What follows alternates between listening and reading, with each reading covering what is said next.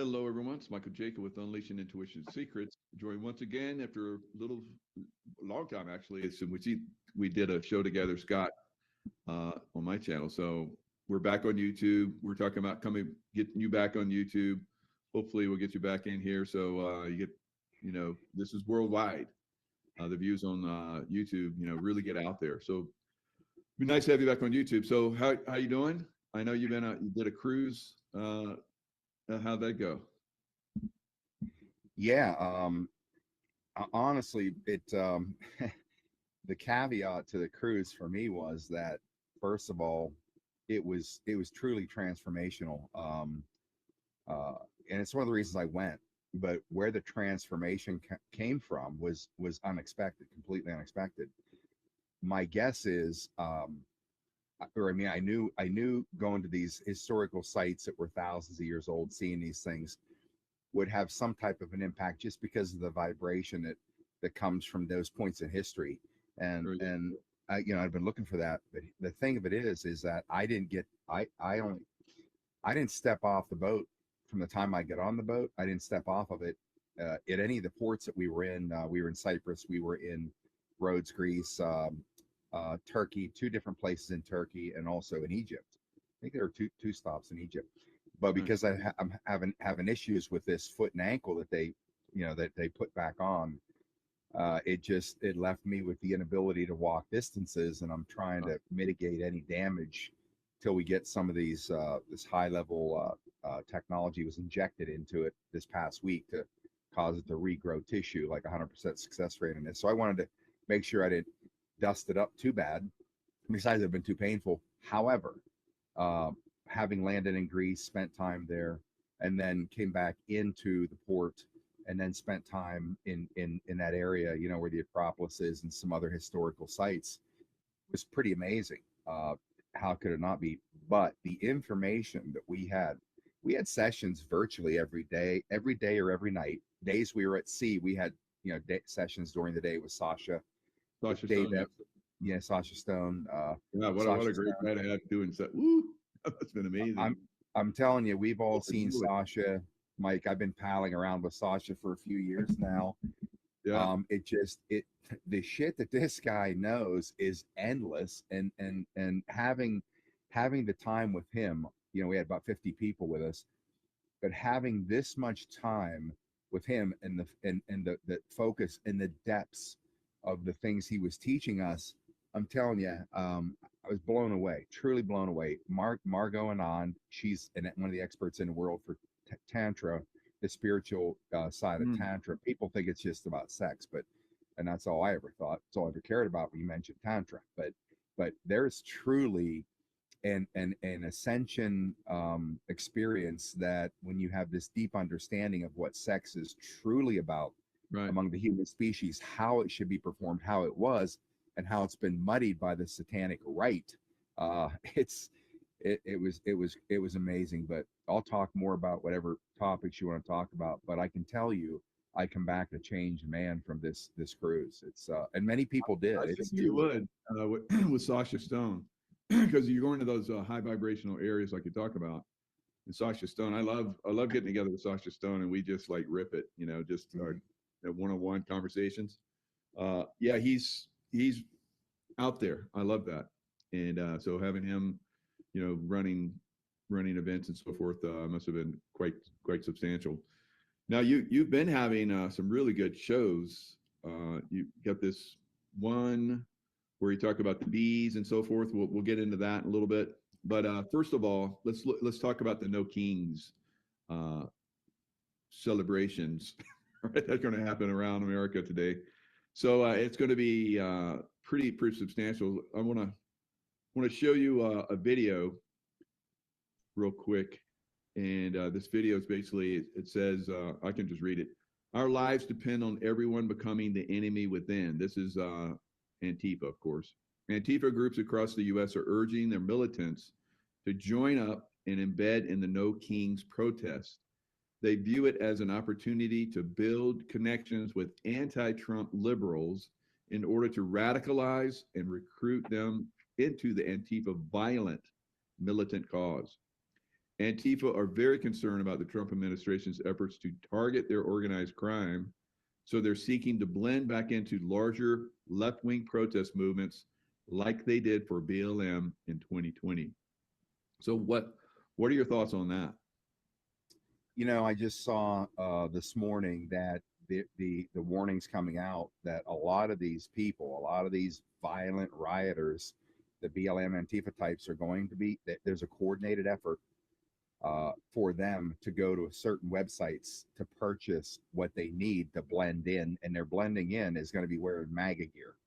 They're going to be dressing at just like J6. Some of these guys, Chris Burgard has live footage when he went there with Nick Searcy. They didn't plan on creating a film from it, but they just videotaped a lot of stuff with a phone, and they saw these BLM Antifa guys in the bushes taking off their MAGA hats and their MAGA shirts and all that, and then changing into their normal gear, what I'd call their riot, their rioting gear. And so they're going to do the same thing. It sounds just like that particular riot or that faux insurrection. They're going to do the same thing. My concern is initially, I don't think our side, the side of calmness and measure and discernment, they're not going to buy it, because we'll see that we'll be able to see through the behavior. Who buys it are the people that are somewhat innocent in their viewpoint of what happens. They think it's everybody's relatively good, and they could easily buy into that, because it's always about the public narrative. That's what it is, controlling or driving a narrative. But that confusion, in my opinion, what can then obviously cause uncertainty to what's really happening in terms of the enforcement of the law during those times. So I think it's going to get a little muddy. Yeah, I agree. So there's I think there should be, peaceful protests are great. That's what America's about. Mm-hmm. And law enforcement is there to keep people safe, regardless of what they're protesting about. But when it becomes violent, like we pretty much know these guys are moving this to violence, I think there should be a really hard pushback on that. And this is, of course, Florida Sheriff Judd Grady Judd or something like that. So he talks about how the protesters, they're given free rights, and if they get out of line, then they're going to come down pretty hard on them. Let's listen to this. Is elegant in how I say things. So I'm gonna first say that peaceful protests are part of our democracy. We invite people to share their opinions. That's what our country is all about. The key word in that is peaceful. And if it's peaceful, us in law enforcement are going to make sure you have a safe environment to do it in. That's part of that process. If you let it turn violent, you do not want to do that in Brevard County. I'm going to tell you that, and I believe I can speak for my fellow sheriffs around the rest of the state. You don't want to let it happen. And just so there's no confusion, because I don't want to hear any whining later saying we didn't know, I'm going to break it down for you, all right? Because as you watch these riots unfold across the rest of the country, what you are seeing is buildings being burned down, police cars being bricked, having explosive devices thrown on them, having fire, guns pointed at them, bricks thrown at them, all and on. So I'm gonna break it down for you, all right? And if somebody wants to know what I mean by turn violent, all right, this is what I mean. If you resist lawful orders, you're going to jail. Let me be very clear about that. If you block an intersection or a roadway in Brevard County, you are going to jail. If you flee arrest, you're going to go to jail tired, because we are going to run you down and put you in jail. If you try to mob rule a car in Brevard County, gathering around it, refusing to let the driver leave, in our county, you're most likely going to get run over and dragged across the street. If you spit on us, you're going to the hospital and in jail. If you hit one of us, you're going to the hospital and jail, and most likely get bitten by one of our big, beautiful dogs that we have here. If you throw a brick, a firebomb, or point a gun at one of our deputies, we will be notifying your family where to collect your remains at, because we will kill you graveyard dead. We're not going to play. This has got to stop. You're watching what's taking place out there. You're seeing police officers that are being attacked, being spit on, being put in harm's way just for doing their jobs. You're seeing ICE agents that are being targeted for doing their jobs. And you're seeing obstructionists that are doing all of this, standing in the way of law and order. Not here. Yo, first of all, I just gotta say that this is the realest stuff that I'd ever heard in my entire life. I love it. I think that this is what's needed in society. And the fact that all of these liberal fairies think that they can get away with doing some of the most egregious things to the people that protect us, the people that you call when you have a problem, the people that go and solve your murders, the people that keep us safe inside of the United States of America. Things I'm not as usually as elegant. So that's you know, what are your thoughts on Grady Judd? You already know. I fell in love with this guy the first time I ever heard him talk like that. I'm like, No oh doubt. my God. Now we got real law enforcement. It's like Marshall Dillon rolling into town. But isn't it sad that he's an exception? You look around Portland, LA, and you know, you name the blue city, and even unfortunately there in Austin, you have some real problems. They're probably going to, you know, protest pretty good there in Austin because all the liberals from California came to Austin, unfortunately. So, what do you think? Is that something that should be? This is the rule across America, just like what he said. I think that's exactly what the country needs. Look, you know, we're always talking about from our side, from the spiritual side, you know, meeting low energy with low energy or dark energy with dark energy and type of battle. All that does is feed the satanic realm. It's that trauma, that violence, that vibration they feed off of. So from you look at it from that standpoint, I understand like the world doctrine has been to you know, have an understanding of these people, not kill everything that either disagrees with the, you know, the general population, whatever their mindset is on that. And I like to think I'm a fairly spiritually ascended guy, but I'm telling you, I see no other way to meet this than with brutal return violence, because you know, I hate to say that. The simple fact is, the more that our side allows this to go on, the more property is destroyed and the more innocent lives are lost. I mean, we saw the videotapes of all over the country back in 2019 when they launched this operation, BLM Antifa, and the people, old folks, being beaten with sticks, you know, or clubs out in front of their shops in the street by these thugs, people killed. And I mean, all that's what, you know, between that and the child trafficking is what caused me to start being a radio host and coming in with this provocative language. It's time to put these people down. And unfortunately, now that they're warned, they've been given a choice here on how to conduct themselves. We know what they're going to do. They want chaos. The people that are funding them want chaos. These people are knuckleheads. They just truly are knuckleheads because they can't even see that they are being used as cannon fodder for the other side. Because if it comes down to it, in our side, the good people have to take care of business. We learned that in the Q drops. They said that when this begins, and they know it's coming, because of the arrests that are coming. They said when this begins, that they are going to put it down very hard and very fast, and they're going to make it so definitive that nobody will ever try these things again. And so, you know, they've been warned on a number of levels. This is not going to be tolerated in this country any longer. And so, you know, I say if one person throws a bottle, a cop or somebody else, or instantly shows any threat of violence or harm to anybody, property or human, they need to come in with boots and put them down and take them away immediately. Yeah, definitely. So some people in the chat are saying that wasn't Grady Judd. He's a Polk County sheriff. So that means there's other sheriffs out there in Florida that are, you know, have the right attitude too. So whoever that was, you know, kudos to them, and kudos to all the sheriffs around the country that have that same frame of mind. I know a lot of them are restricted, like we've seen in a lot of these big blue city and states that are blue. I think that we're going to see more violence coming, and that's a given. because we've had like 1,000+, known terrorists that have come into the United States during the Biden wide open border campaign to bring in millions of people to cause problems, to replace us, really, in many circumstances. So what do you see as far as like, the big cities?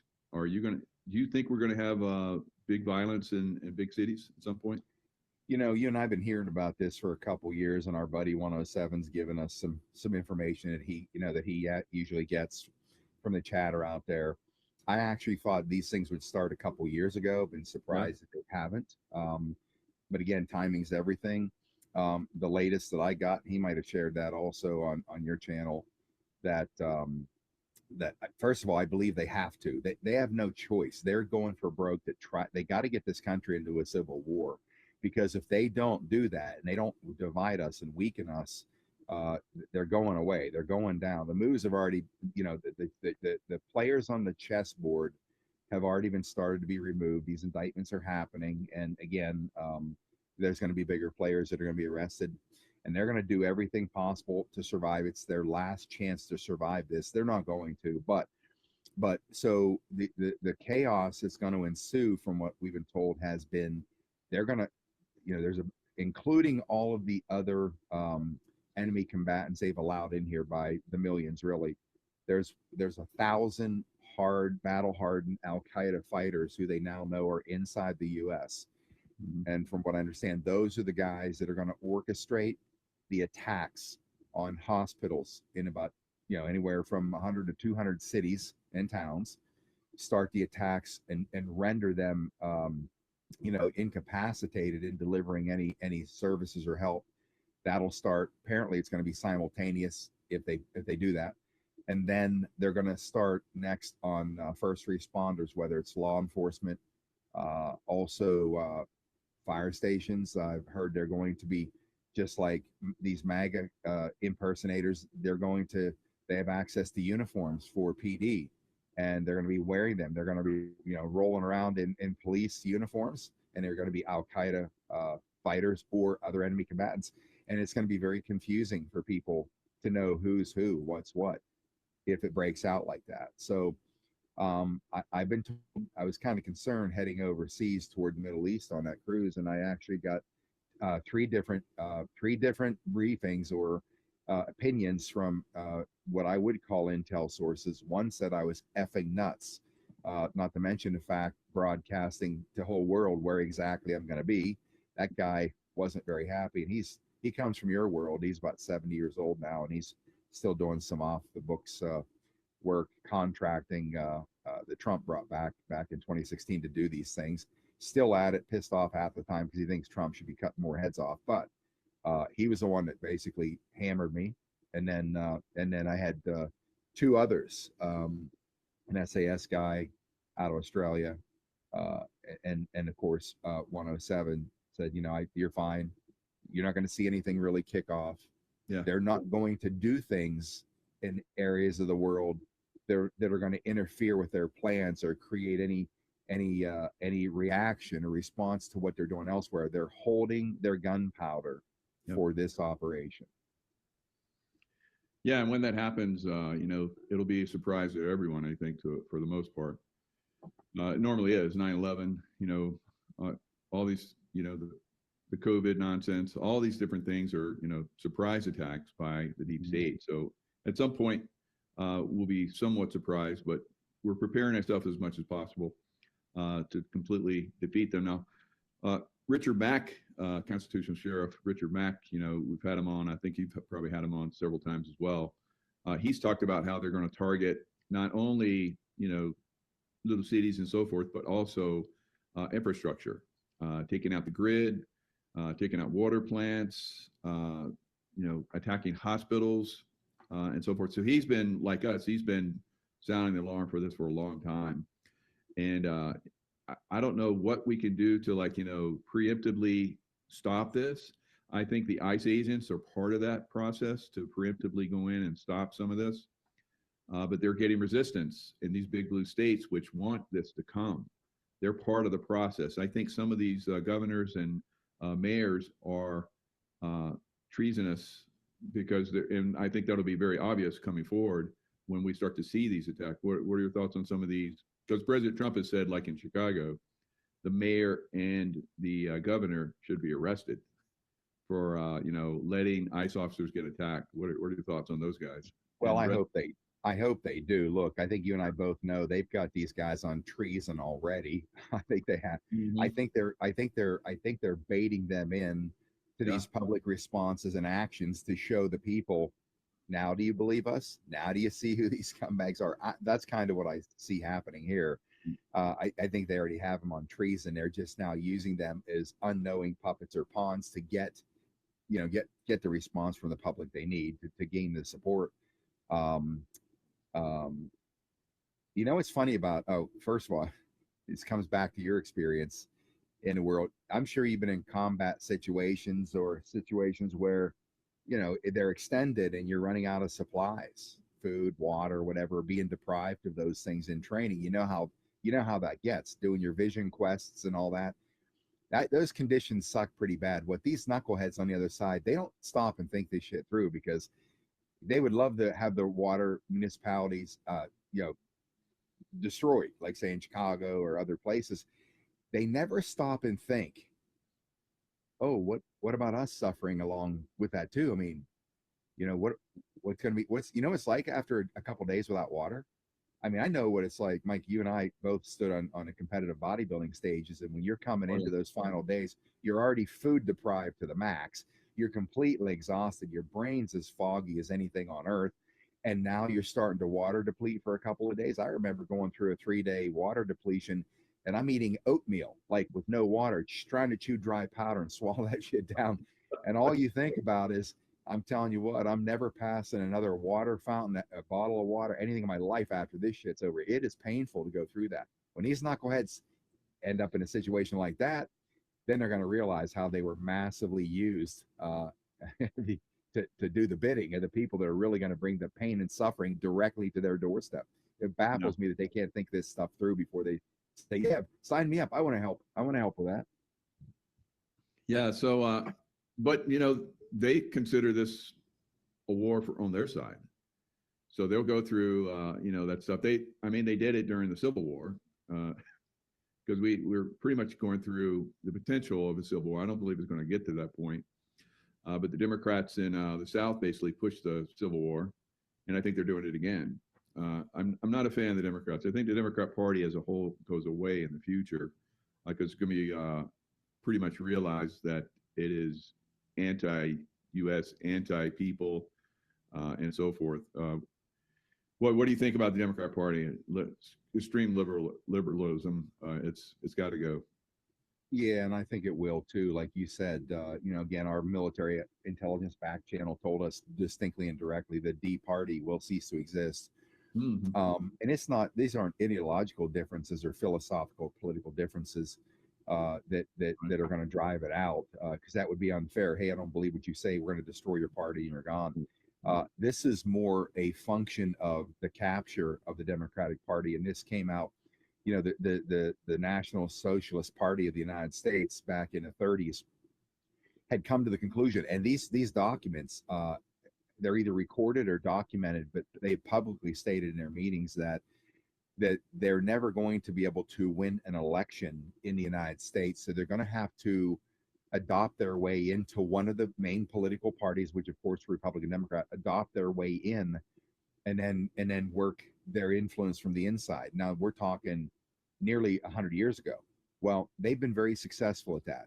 There is no Democratic Party anymore. The John Kennedy Democrats, who were, very honorable, upstanding people, even Democrats going into the 80s, same thing.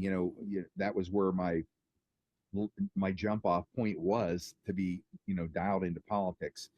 And you could clearly see there was still a distinguished code of honor among thieves, which I think they all are, but it changed dramatically. And I saw this in the 1990s when Clinton picked his head up as a candidate, and I started to really look into this guy, and we found out later he was actually his CIA handler was George H.W. Bush, a whole setup, Wow. which is crazy. Yeah.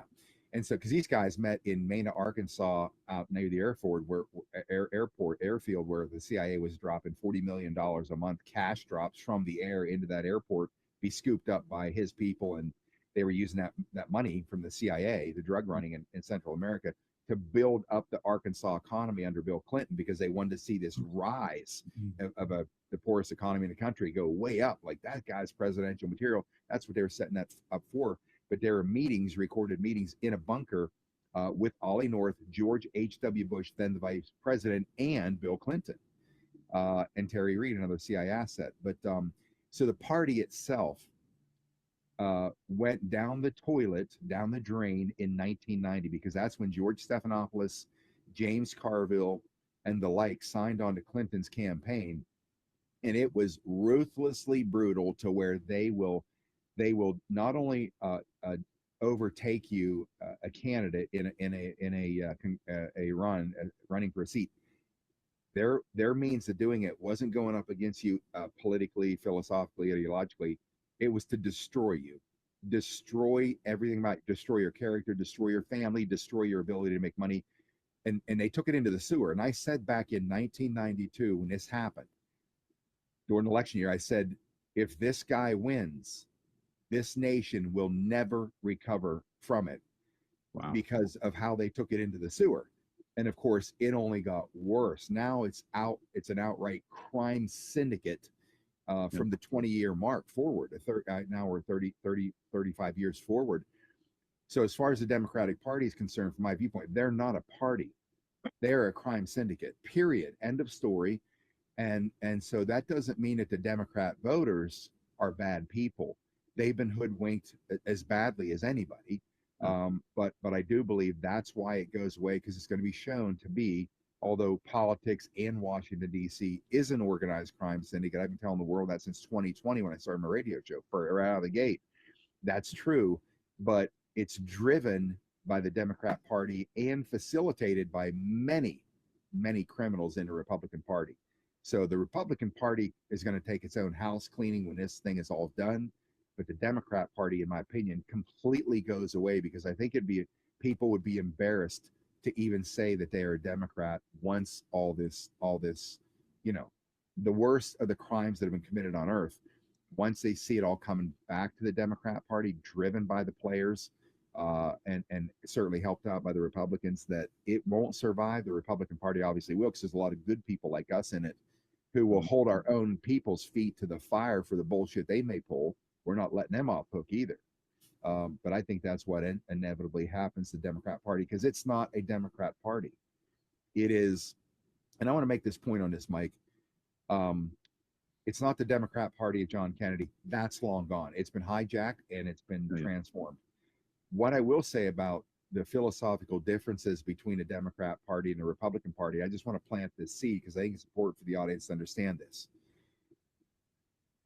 Our founders, and it pisses me off when I hear Trump say democracy, any of these people say democracy, it pisses me off, because we were not created as a democracy. We were founded as a republic.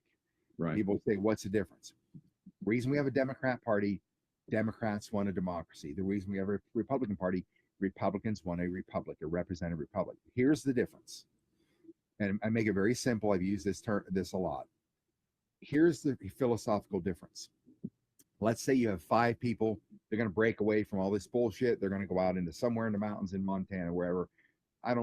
Basically be separatists from this society. They're going to form their own system of governance in their community. So if they choose a democracy, here's the danger of a democracy. And it's why our founders abhorred democracy. They abhorred it because it's only one step from tyranny. Okay, help me understand how. Here's how. Let's say this group of 5 people that are going to live separately, have their own system, and they choose democracy, where majority rules. We're taught to say, hey, yes, the majority rules. We're taught to say that all through school and in society. Now, here's the problem. Let's say the system has to work for everybody, everybody. Now, that system doesn't work for everybody. Why? Let's say there are 5 people, 3 are men, 2 are women. And let's just say they happen to be unattached. Okay. So after about 6 months, some knucklehead's going to raise his hand and say, hey, you know what? We have biological needs. Men need to have sex. It's part of our, procreation power, whatever. And, these two ladies aren't really interested in us. So why don't we put forward a motion in our next monthly meeting that we're going to pass a law that women have to be available to sexually satisfy men in a community? Well, that comes up to a vote. What are the chances? What's the possibility? And in that situation, over the course of time, what's the probability that's going to come to a vote?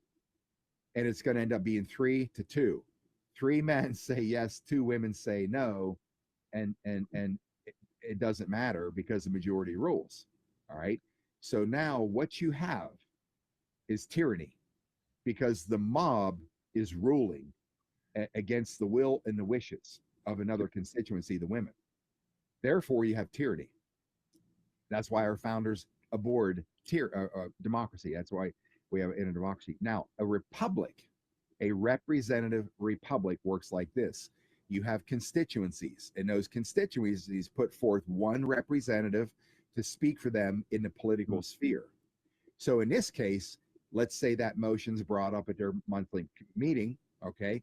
Well, in this meeting, there are 2 constituencies, men and women. The 3 men are going to put forth one of those men to be the representative voice of their constituency, and the women, the 2 women, they're going to put forth one or the other as their representative of constituency. So therefore, and I see that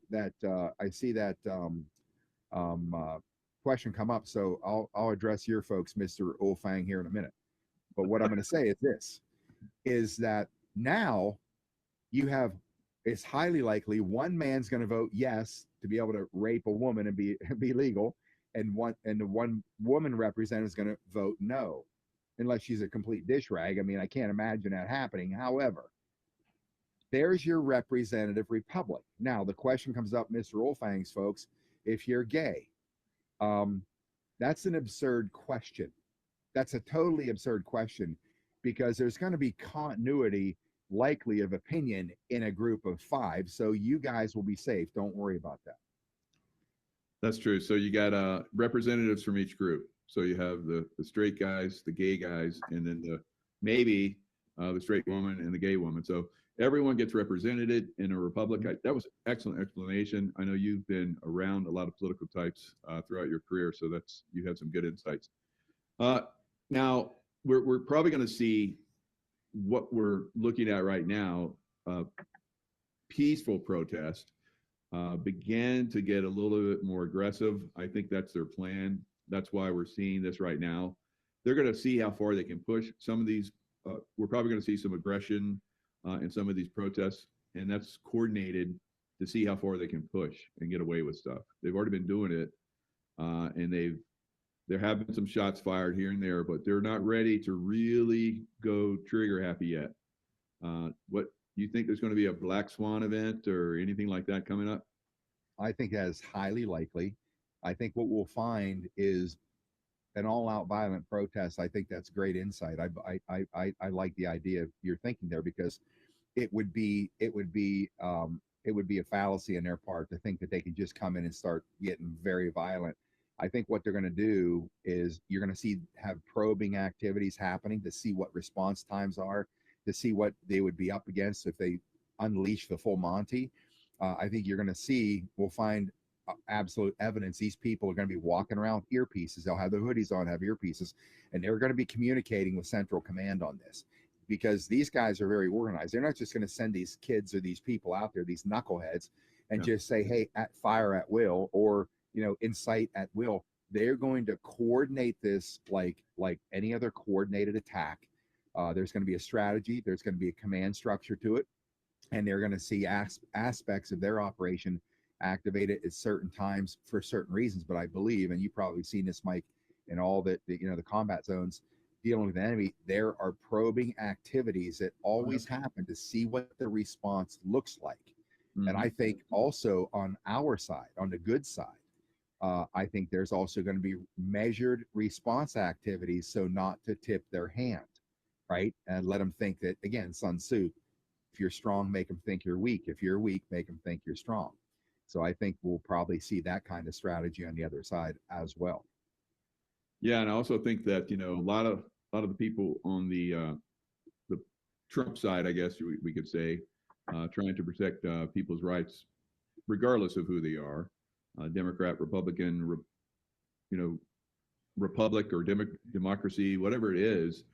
We have great law enforcement protectors, and I think that they're told to measure your response because they want, in this probing that we're talking about, to get an overreaction.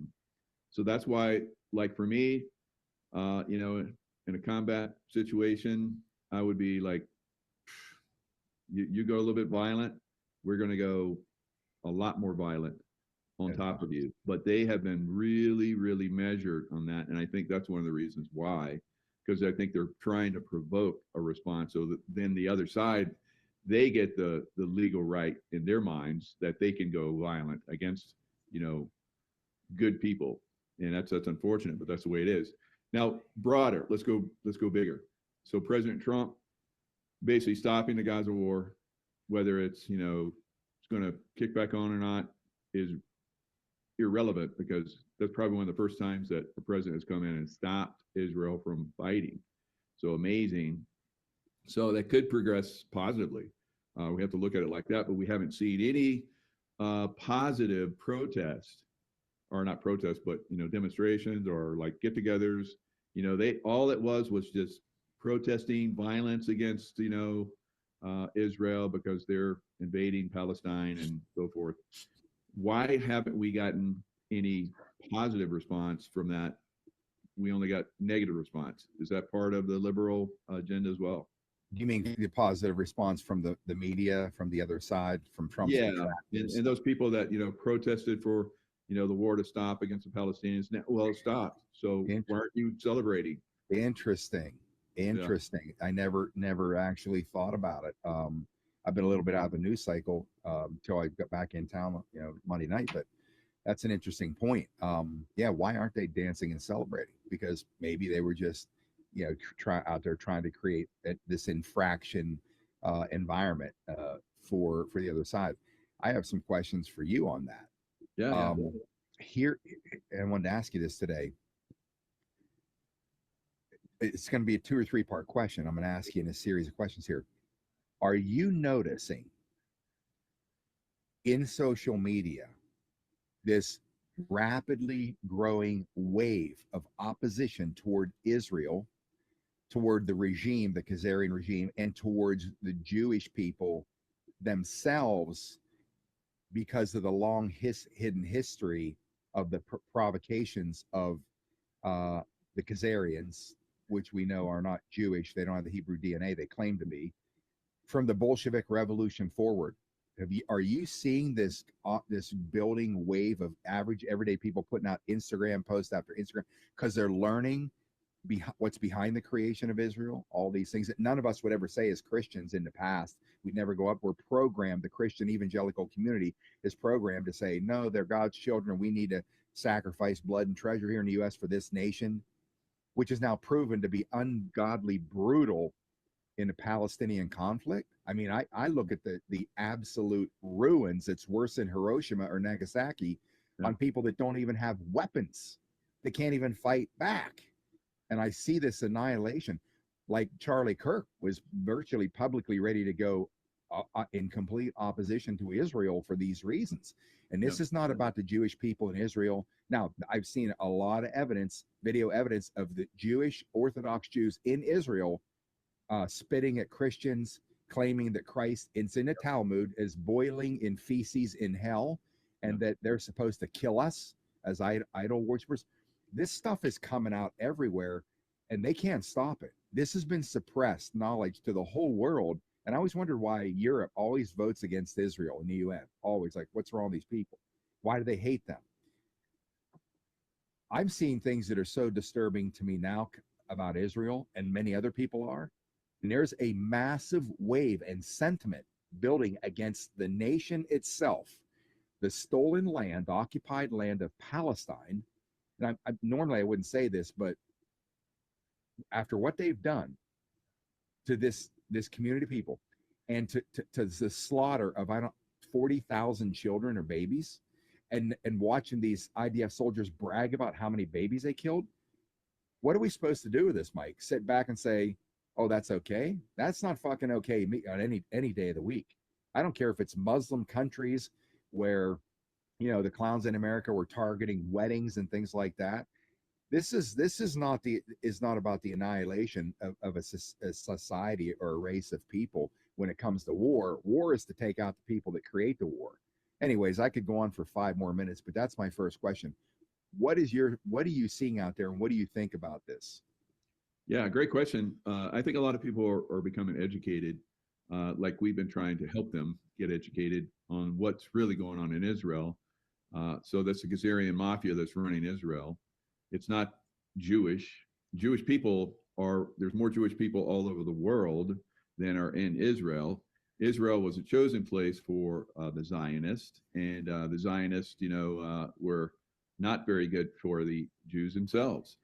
And that's one of the things that people are waking up to. And I think it's fantastic. There's a lot of good discussions about that. Like you talked about Charlie Kirk. He just supported, it seemed like he was like, no matter what Israel did, he was always going to support them. And then towards the end, where, he disappears from the stage, we've talked about this, but he was starting to turn. And he did a show with Megyn Kelly, and of course, we've got other people out there in the high views that have talked about this, that there is a negative group that's there, and we've heard that Israel will be saved for last. Will everybody awaken to the fact that Israel government, not the Jewish people? So we have to pull away from this Jewish people thing, right? It's not Jewish people per se. It is a government that's out of control. You look at Maduro, down in Venezuela. You think the Venezuelan people are like all evil because he does his craziness? No, of course not. Biden, you think all American people are crazy because of what Biden did? Tried to start World War III? No. So I think a lot of people are aware of that, but they are becoming more and more aware because it seems like there's like this massive, MK Ultra thing that's been going on for a long time, that Israel can do no harm and they're the chosen people and all these things. It's like, that's all false. That's a false narrative. And that's been going on for probably 100 years, because they've been talking about how many people are suffering in Israel and how they need their own state. And they've been doing it for like 100 years. And then they created their own land. And that was part of the, Rothschilds and all the other baddies that are out there that put all these things together to control the world. So we're waking up to that. And I think we're going to pull away from, supporting that, because how many people are there? Like, how many millions? I've been in that area. I've been in Lebanon. Lebanon is a small little coastal country, and right next to it is Israel. And I remember driving along. I couldn't go over the border into Israel at the time, but you could look down and see Israel's about the same as Lebanon. It's like small. There's nothing to it. It's like, how can that little country have so much power? It's because the U.S. military has given it power. Other than that, there's no way that country could do what they're doing. And that was part of, I think, the bigger plan by the Nazis and, deep state people that are, trying to take over the world. Yeah, it's these are discussions that now have to be had at the risk of us being beaten up by people that don't yet understand, because they don't spend the time that we do trying to figure this stuff out, because of the travesty that's going on, not just there, but other parts of the world. The Orthodox Jews in Israel, the ones that I'm seeing that are spitting in Christians' faces, that are abusing Palestinians, they're coming in as settlers and abusing them, little kids doing it. They're taught to do that. And, the depravity of teaching kids, a nation from the ground up, this kind of hate and this kind of inhumane treatment is no different than what we used to see when Yasser Arafat was still alive. We saw the Palestinians, and who knows how much of that's fabricated, but Palestinian kids in schools wearing their bandanas and putting AKs in their hands at 5 years old, teaching them to hate Israelis, Jewish or otherwise. they're taught that kind of hate. And that's absolutely absurd. I mean, it's truly absurd. I mean, look, we grew up when I was a kid, and we didn't talk much about my Native American heritage. My grandfather did, obviously, but we didn't talk about that openly. It just wasn't an issue. But here I am playing cowboys and Indians, wanting to be a cowboy because the Indians were brutal savages and we should just kill them, right? That's the kind of mindset they put in our heads from our school system, which is driven by government. And of course, as I grow up and grow older and learn the real truth of what was done to the native tribes in this country, obviously now I'm more vocal about it.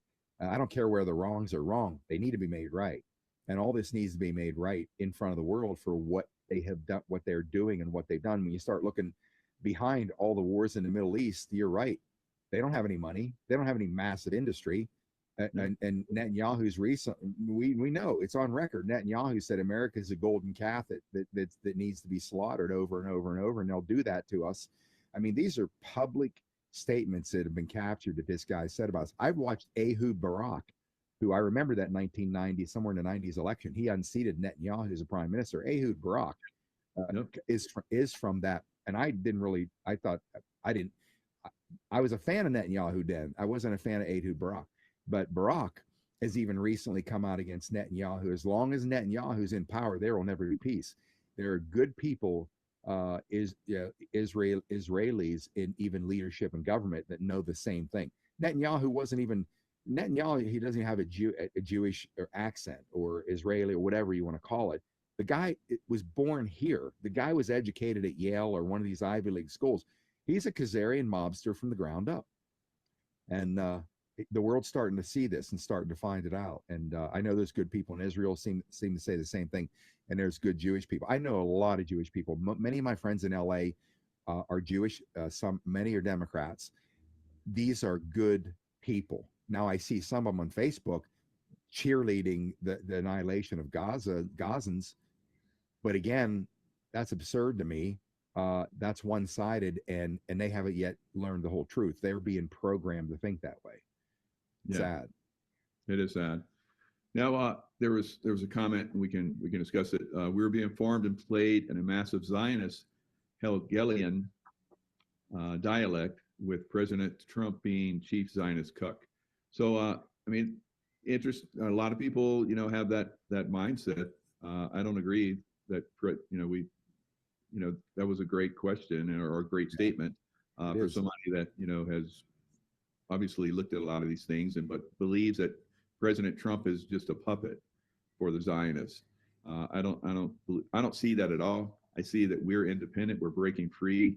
We're destroying that entire system. I think it's Nazi-based. The Nazis didn't lose World War II. They just basically New World Ordered everything, and that was part of the Bush, presidencies where it's a Nazi family. The Bush family is absolutely Nazi family, and I don't think they should ever see any place in any political system ever again. And I know you're there in Texas, and what have we seen with the Bushes? We that's another question, but what do you see with President Trump? Do you think that he's a puppet for the Zionists? That's a great question. I'm glad this person asked it. It needs to be asked, and it needs to be ferreted out.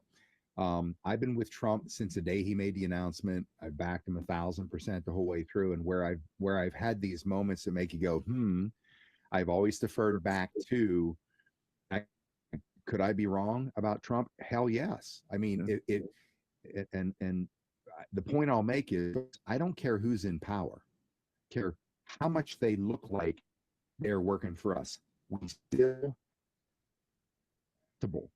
because when we do not, that's how all this happened. Case in point, I remember the Wave building for Ron DeSantis going to run against Trump. And Mike, you like DeSantis. A lot of people like DeSantis.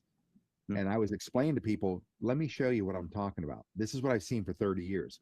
DeSantis comes forward. We're going to end this bullshit mandates, all this.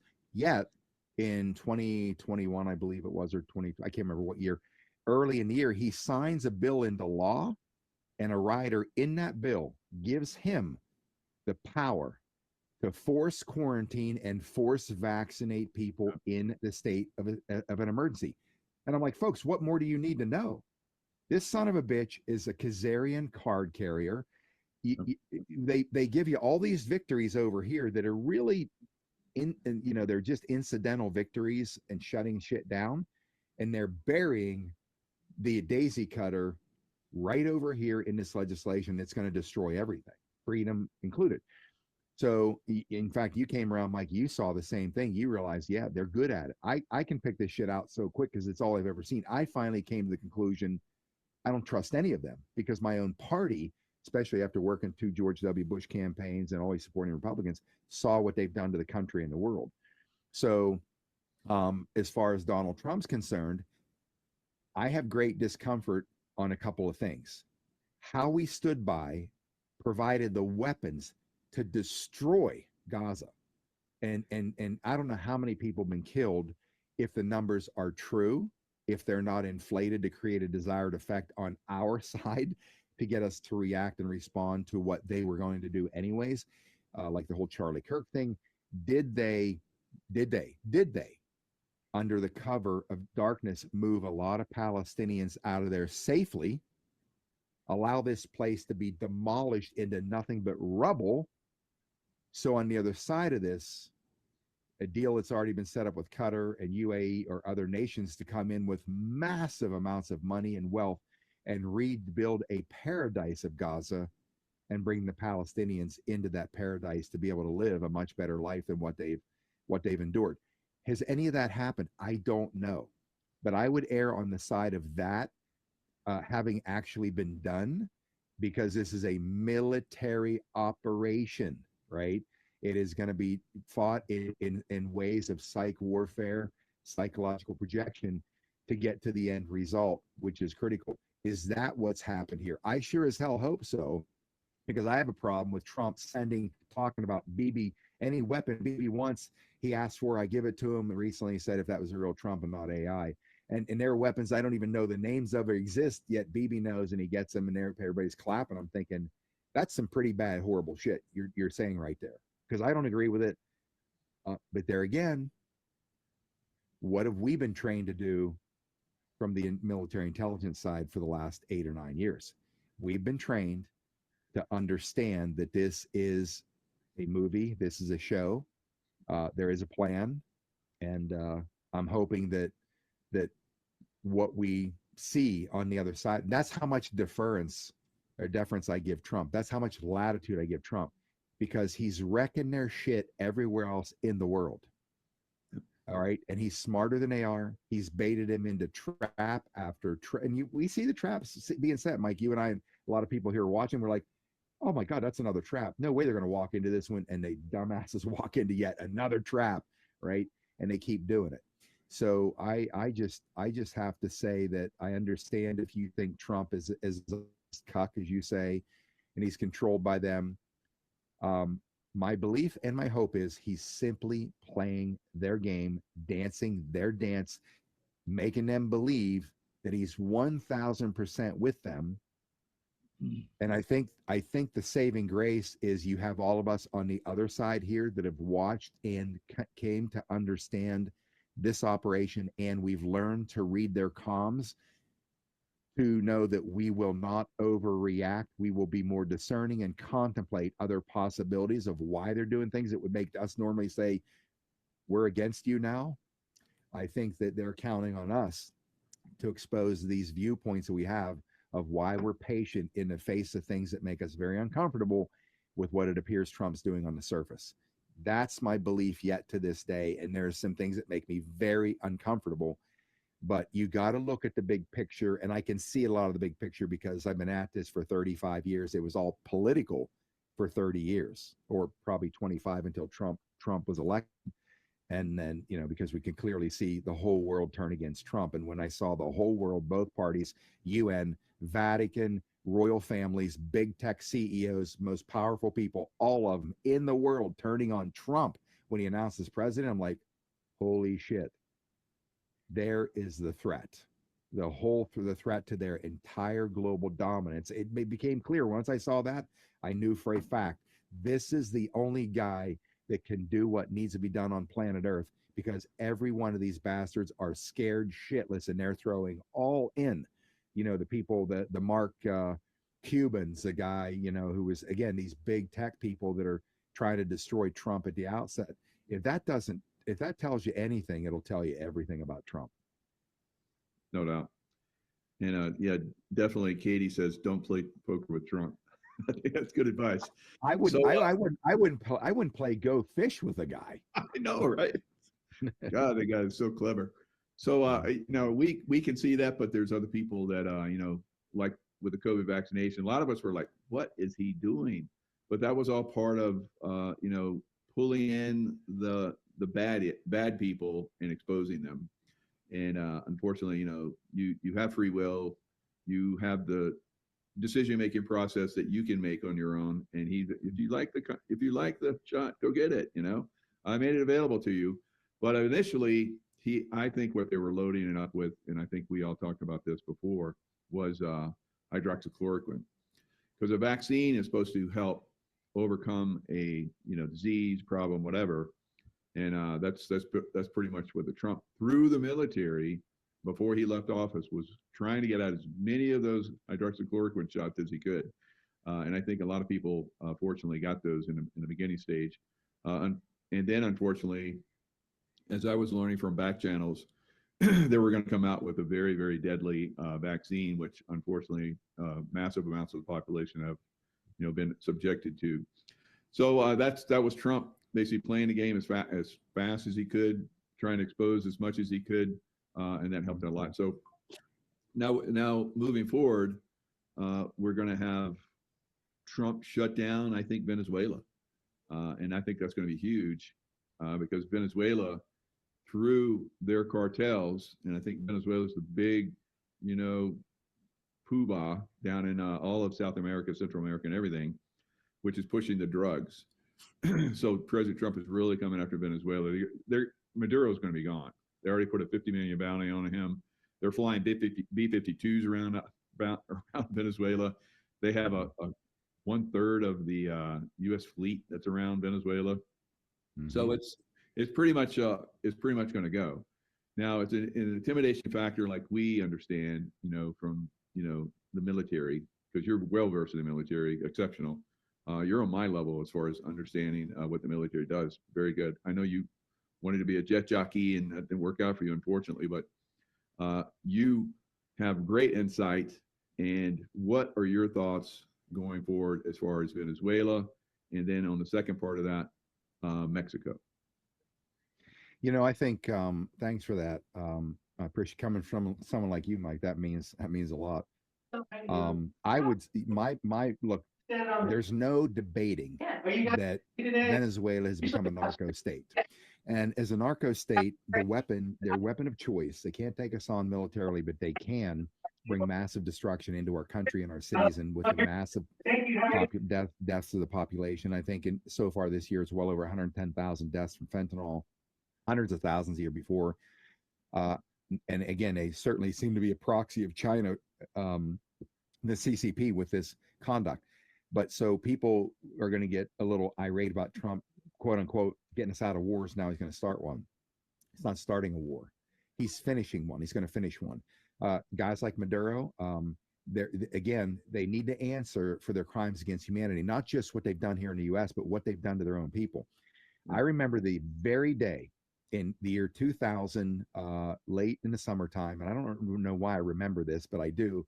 I was on a cardio machine, and one of my clients, Jennifer, was right beside me on a cardio machine, and I'm reading the newspaper, as I always did when I'm doing cardio. It's probably Wall Street Journal or something, and that the very day they announced that in Venezuela, a very wealthy country, the oil reserves on par with the biggest in the world, beautiful girls. I mean, talk about, you know, an empire of natural resources. This country unhitched the value of its peso to the US dollar. And I said that day, as I was talking to her, I said, that was a hugely, massively bad move for Venezuela. You're going to see them descend into a third world country within about 15 years. And what happened? I said this in 2000. By 2012, 2013, their economy's destroyed. People are eating out of garbage cans. They're killing zoo animals to eat them to survive. Squalor on the streets. People, well-to-do people digging through dumpsters looking for food to survive. That's what happened there. That was an orchestrated takedown from the Chavez regime. Of course, Maduro, one of his puppets. And so those are crimes against humanity. That was a planned demolition by a Khazarian-run mobster. Okay, controls the whole there's 100. Juan told me there's 172 countries on this planet today whose heads of state are not elected by the people. Wow. This theft of elections is global and has been going on for a very long time. So people like this guy, he needs to face a tribunal when they get him and execute him for the evidence of crimes against humanity, certainly against the United States.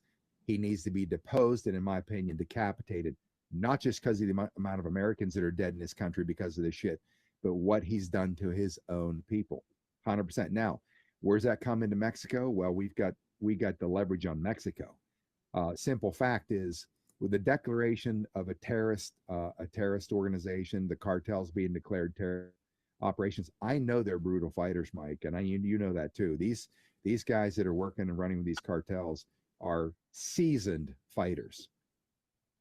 But once again, when you come up against the full force of U.S. military special operations, not even God can save you from that, because once these guys move forward on their missions, like in fact, you and I talked about this, the shit going on in any city, like the criminal mayors and the stuff that they're doing. You might, and I might have talked to this. I think it was you said that you send in a team of 6 highly trained operators, just 6, they can take down the city.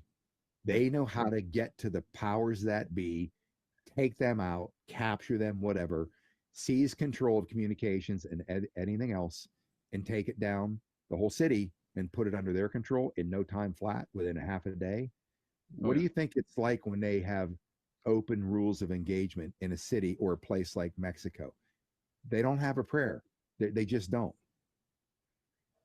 Yeah, I agree. Great insight. Yeah, so special forces, I was SEAL Team 6 and, work with Delta and everything. They're already down there running operations around Venezuela right now. There's evidence of that. So they will be targeted with getting Maduro.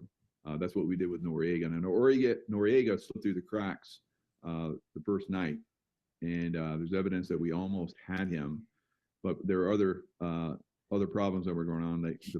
The guys that were following him in Little Birds, they were saying, hey, we got these 2 vehicles. It could be Noriega trying to run, and they're like, oh, we need you guys over here. Come up. I don't care. Get over here. So we think we have them over here. So that night we were like hitting all these different places where we thought Noriega was going to be, and unfortunately, he slipped through the cracks and eventually ended up in I think a Catholic church or something to give him protection in there. But eventually, we got him out of there. So he didn't die. Now, what we would like to do is that $50 million that's a bounty on his head, one of his generals, like say, I'm taking over, I'm gonna take that. So, that would be perfect. So I think that's what we're doing. We're trying to soften the target up, without actually hitting it. You leave with boats, we're gonna blow them up. You're gonna get, direct energy weapon. We're gonna just everything that we have now is going to be targeted on anything, and we're going to start to hit land. That's what Trump just said. We're going to start to come on the land when we see targets now. So they're going to just putting pressure and pressure and pressure. I've been part of these operations, for 35 years. So this is what's happening. Now, even bigger picture again, we look at President Trump said that he was going to send Tomahawks. This was baiting, again, the deep state. He was going to send Tomahawks to Ukraine. And he had Zelensky come to the White House. They had a discussion. So he's like, I'm not sending Tomahawk. And oh, by the way, how's Tomahawk doing? You have amazing Belgian Malibu. That's one of the best dogs I've ever seen. Good job. So, I mean, in your house, you have like weapons everywhere, swords and knives and everything. I was like, God, I love this place. And you got a Malibu that would just tear somebody apart, but it's like the sweetest, most beautiful little dog. And it's like, oh, amazing. So anyway, he said he was going to send Tomahawks And then he said, no, I'm not going to now. Perfect Trump, right? Baiting them, see how they're going to react, and then going no. And so bigger picture, what do you think is going to happen with Ukraine? Well, that's a question I'd actually like to ask you. You know, again, I still think, you know, we could be pissed off at a number of things. Like you said, Trump's going to send more weapons over there, all that, when his job is to shut it all down. Again, I think these are just comms. Like you said, baiting these guys in that they're going to continue to support it. You and I both know that that is the epicenter on Earth. That is the Khazarian power structure. That's where it originated from originally 1,400 years ago. Once again, these people don't have ancient Hebrew DNA. I think that those who believe that they are Jewish, only Gordon Duff's proved this in his research, only 3% do have the ancient Hebrew DNA, where 80% of the Palestinians have the ancient Hebrew DNA. Why do you think they're trying to wipe them out? So I think, you know, the Khazarians have always been running that place. These guys are smart. The Khazarian mob, I mean, they are the best at what they do. The infiltration, the identity theft, everything that they do. I mean, they can make you believe that they're your best friend, that they're truly good people, have your interests in mind, and invite you to dinner, and then, you know, walk up and say nice things and then start slitting your throat. That's how they operate. I mean, I've actually believe I've had some personal dealings with you know, that you know, Khazarian people, you know, in my lifetime as of late. But again, to outfox these people, you need to be as good as they are at making them believe that you really care about them, love them, they're your friend, your protector. The only way that you take down something like this isn't externally. It would destroy the planet. You have to bring it down from the inside. And I believe every action is being taken the whole way through, and every leader in this country outside of Kennedy and Reagan and now Trump play the game. Nobody's played it better than Trump. You're going to piss off a lot of your people in the country that think you're stabbing them in the back. And I see it differently. I know you do too. It has to be this way. They have to make them believe that they are with them, because if any moment that they do figure out that you're not with them, they don't only deal with you, they pull a Samson option. It's going to cause mass casualties on the planet. Infrastructure. There are places that they're doing shit, Mike, around the world that you and I don't know about and never get to see because the media won't show it. Like, okay, watch this. They pull some plug on something that can destroy the water supply of an indigenous area in the world, and 20, 30,000 people are now dying within a week or two, because to them, human life is expendable, and they'll just show, okay, here's 30, 40,000 innocents. Watch what we do just because you did this. This is the shit that they do. And so you've got to be very patient, very smart, and willing to take your own hits from your own people to play the game better than they can. Yeah. So I think, you know, Trump is playing a delaying tactic while Putin, who he's in cahoots with, is destroying the Nazis and the NATO alliance. So I think that's what's happening now. Here's another good one. Yeah, special forces, the military arm of the CIA, drug running operations. You guys are too stupid to admit what you were a party to. So now we're pretty you know, spot on what's going on. I mean, some people take that tack, they go negative and stay negative. Unfortunately, I can tell you, both of us are like, we're patriots. You're Patriot Streetfighter. Both of us are attacked all the time. You lost your dad. You know, I've been attacked many times. I've been sickened. I know your whole team, your whole crew's been sickened. So no, we're not party to any of that bullshit with the CIA. I work for the CIA, you know, keeping people safe. But what I did is I hunted down terrorists, and I got a lot of terrorists, right? I was part of mission getting terrorists, and we got a lot of them, right? So in the background, we could see the CIA organization that's very dark, very evil, that is working that drug activity. and sometimes using, unbeknownst to us, of course, military for their operations. Yes, but it's a facade that we're doing the right thing. Now Noriega was a drug running operation, so we came in. Reagan, sent us in there. Reagan was a good president, and you look at the Resolute desk as you're looking at President Trump, and on his left side is a massive picture of Reagan.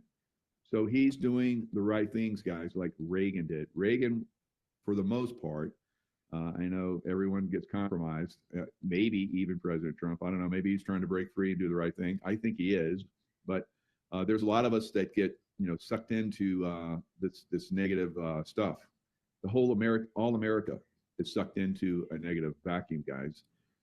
We pay taxes, some of us, but I buy stuff at a store. If I'm paying taxes, that's the only taxes I'm paying these days. But you're definitely paying for this evil on many, many different levels. And the shutdown that's going on right now, you can answer if you want that question, that person's statement. And the shutdown, I think the shutdown is being used to basically destroy more of the deep state right now. What are your thoughts? 100%. I'll address the person that asked that question. Unfortunately, you asked it with me on the show, and I'm just going to tell you like it is. There's a decent way to ask a question and not make it accusatory and call people stupid. I'm going to point out your stupidity here. What are you doing in opposition to this bullshit the CIA is doing? What are you doing? Your tax dollars are also being used to fund all that. You watch the CIA movies where they're all, where they're shown to be these heroes. What are you doing? You're as stupid as anybody else. You're caught up in it and you can't even see it. You're too busy. You can't see the thorn in your own eye. So there's a way to ask a question like that. Hey, Mike, are you aware the agency you work for is doing this, this, and this? That's a way to do it. But you come on my channel, you get the tomahawk when you misbehave and they're disrespectful to people. There's no lower frequency or lower level intellect than to just come right out and ask a question in an attacking mode. Unfortunately, I'm not as ascended as Mike is, and you're going to get the same frequency vibration of calling you a dime store douche or a milquetoast pussy. Stop being stupid. Stop supporting the other side's energy frequency, because this is a spiritual battle. Throwing in questions like that with that kind of an attitude, you are helping the other side. There's a way to be decent. I'm as kind as anybody on earth. In fact, you ask anybody that's seen me with people anywhere in my life, I'm the kindest person you're ever going to meet. And I'm very, very forgiving, and I give a lot of latitude. But when you come in and you bring shit like that into my circle, it comes back 5 times harder, because you need to be woken up. And like the guy said to a guy one time, he's one of my mentors, like, why do you keep, when you make a point, why do you keep driving it home? Why, like, can't you just answer the question? Just answer it.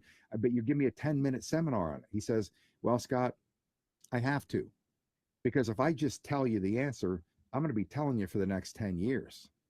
But if I can sell you on it just one time, I'm never going to have to talk about this ever again.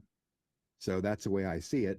If you're going to be stupid and behave that way toward a guy like Mike, who's the nicest, most humble, trained lethal killer on earth, then you need to be made an example of. And maybe, look, I've been like that, and I've had people had to check me, and I'm like, oh shit, I got a knot in my stomach. I learned my lesson. I'm like, yeah, maybe I better behave differently. So that one's for you. I save that for you, because normally I just have those deleted, or I delete them. I got some good people that handle that. So I had it just so I can inspire you and show the people that you are a Patriot Streetfighter. So beautifully said. All right. So what's going on bigger picture with these crazies that are here in the United States and trying to take over the United States, you think? Well, let's hit shutdown first, because I think that's a good jump off. Look, the crazies who are taking over the United States have already done it. They're inside of government. You understand this, folks? Your enemy is government. Reagan said it best when he was doing his inauguration speech, first election in 1983. He said, government isn't the solution. Government is the problem. That has always been this way as long as I've been alive, or at least in a young adult forward. the infiltration of the bad people has already happened. They're littered all through government. Why? You look at it from a foreign perspective of foreign policy leaders in other parts of the world, why they may not like us or trust the U.S. Well, first of all, we break every treaty.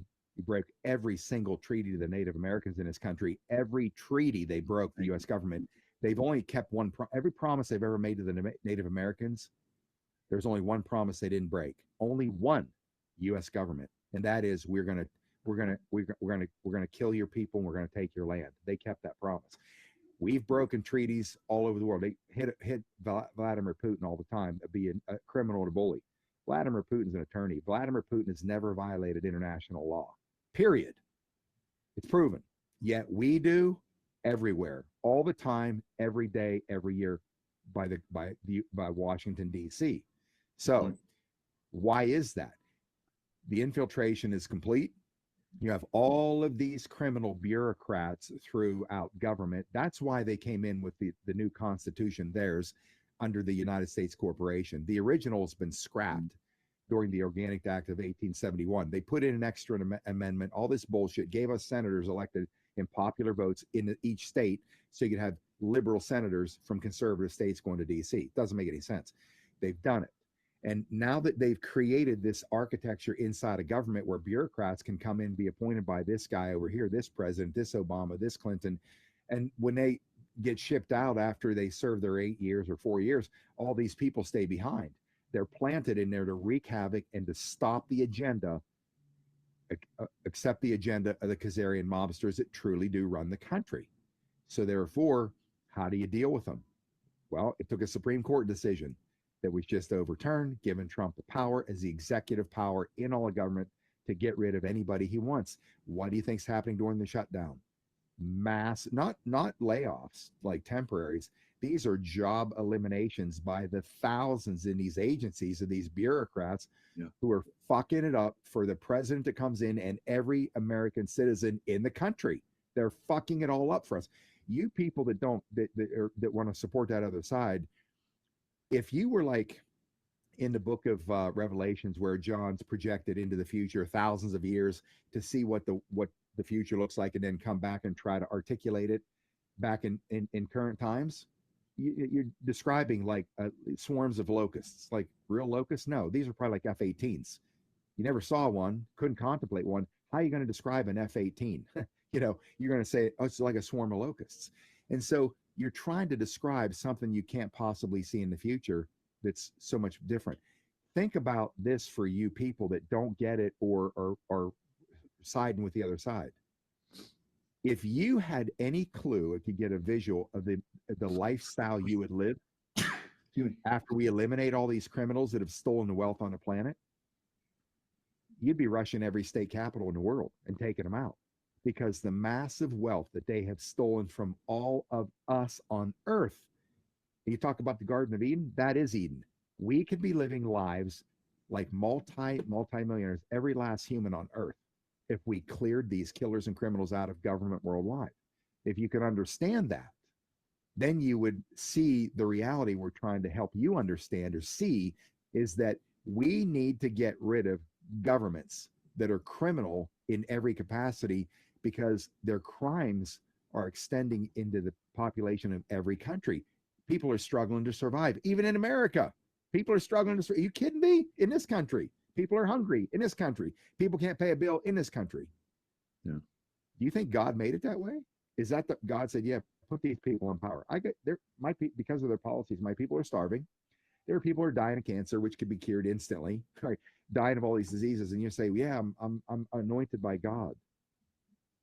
At some point, people have to pull their head out and start thinking for themselves. Anyways, I'm on a rant here. I'm going to pull it back because I need to get that down. That's good. That's good. Now, we'll end it with the bee stuff. You had a great show on bees. Let me pull up your site, Patriot Streetfighter. You have some great shows on there right now. So, and you're on Rumble. Hopefully, we get you over on YouTube here pretty soon.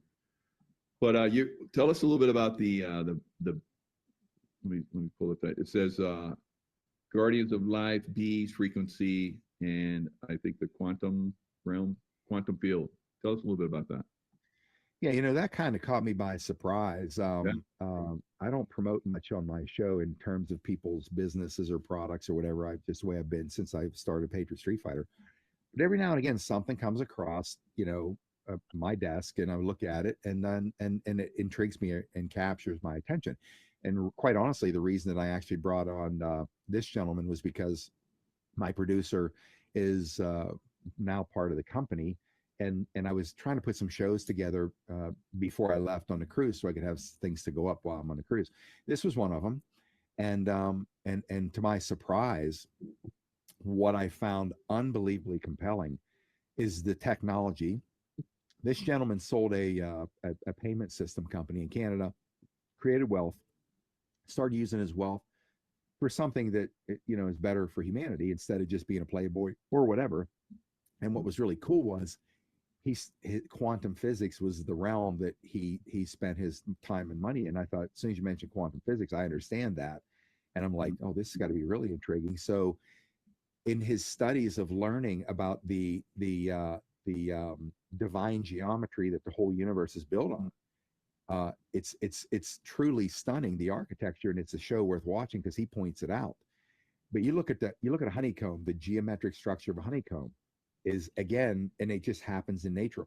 It happens in other aspects of nature when you hit something like water with conscious thinking, and you can change the structure of water. All these amazing things that Christ was trying to teach us, and they killed him for it because they'd be powerless. But when this guy created this technology based on an array of magnetism or array of magnet placement in this same divine architecture, what it does to the bee population, especially in these hives, it's like it triples the size of their colonies and communities and their production of honey. And even the honey has more of a, I'm maybe using a wrong term and over speaking it, but more of a divine structure to it. Wow. But he created this company to save the bees, because if you don't know what many of you have already learned, they're trying to destroy the bee population on the planet. Why? If you wipe out the bees on the planet, you wipe out all of life, even human existence, because it's the bees pollinating other plants that gives gives life of the plants their viability. And if you break it down at the lowest common denominator, the bees are absolutely critical to human survival on Earth. And so now there's a guy out there addressing the problem. So much so that they buy the honey from the beekeepers around the world who are using, I don't have mine here, this magnetic type of disc called a pure wave cell. And what they do is they give these cells to beekeepers around the world. They give them to them for no cost if they qualify. And I don't know what the qualifications are. I think they're relatively simple. They give them for free. Then they buy their honey, because the honey is far better honey that's coming out of these hives. They buy just their honey. Of course, they sell it through their company. And I will say this, okay? I hate marketing. I'm not a promoter. I'm the worst promoter there is. But I'll tell you this. You stick your spoon in this honey and you take just a taste of it. I'm telling you, it's not the best tasting honey you've ever tasted. It's the best tasting food product that ever hit your tongue. And when you look at it in a jar, it's like this, it's got this creamy look to it by something they do to it. But of course, then the sales of that honey then are funding the ongoing production of these pure wave cells. They're like a flat hockey puck that's about this big around, but they have it shaped in that geometric fashion. The arrangement of the magnets inside have their own arrangement for a certain reason. But they're giving these, they expect, there are 1,500 beekeepers around the world. They expect to have about 15,000 beekeepers around the world within a year or a year and a half to have these pure wave cells. They give them for free. And it's blowing up the bee populations around the planet. So I thought to myself, they're launching everything for Patriot Streetfighter has to be a very defined warfare platform against what they're fighting us with. So that's why I said, you know what, I will definitely play in that arena, because it's pretty exciting. But on top of that, these pure wave cells have great benefits to the human body. Mm. Incidentally, I was advised to not sleep with mine, under my pillow or whatever, because there's a 3-foot projection in each direction from this magnet. And because I'm so full of metal, it could be, detrimental possibly in some way, shape, or form. So I found that interesting that the owner said it would not be a good idea with all the metal in your body, Scott. So I was like, okay, I'm going to listen to him part way. I put it like about 3 feet away from my head, my upper body. So if there's anything good that's happening from the waist up, where I don't have any metal, that maybe I can get some benefits from it. Wow, that's fascinating, and I think that's in the future, this type of technology that's helping the bee population, our planet, and so forth, is where we're going to go. Of course, we have a war to win, and we're going to win it. So, Scott, absolutely incredible conversation. You just keep hitting it out of the park every time I talk with you. It's amazing. I love coming on your shows and doing shows with other guests and so forth. You're a true patriot, and you've helped America. And I know every time I do a show or an event with you, the people absolutely love you. So, and you're right. We'll go do all kinds of crazy stuff. I'll talk to people, and I see you're talking with people, and I'll go and do a bunch of stuff and come back, and you're still talking with people, and I will go do something else, come back, you're still talking with people. Yeah, so you really, like you said, you really, love people, and what you do is definitely serving humanity on a massive scale. So I thank you very much, and thanks for coming on our show. So people can find you at patriotstreetfighter.com or. Yeah, patriotstreetfighter.com. I'll reciprocate those same sentiments to you. You're one of my favorite people in the movement, have been since day one. Our roundtables are great. By the way, speaking of roundtable, we got a roundtable Monday night, folks, on my channel. If you go to PSF Rumble, psfrumble.com, you'll land right on. It's hard to find Patriot Street Fighter on Rumble because I started that channel under the Tipping Point Radio. Most people can't figure that out. But if you go to psfrumble.com, you'll see it. We have, it's going to be a great military roundtable because it's going to be none other than Mike Jaco, your favorite Navy SEAL in the world, and also Lieutenant Colonel Ricardo Bosi, commander of SAS forces in Australia, another friend of Mike's. So we are doing a 3-way conversation on the battle, the war at hand.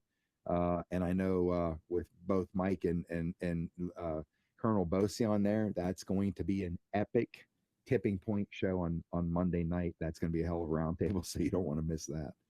Yeah, that's 8:00 Eastern time, by the way.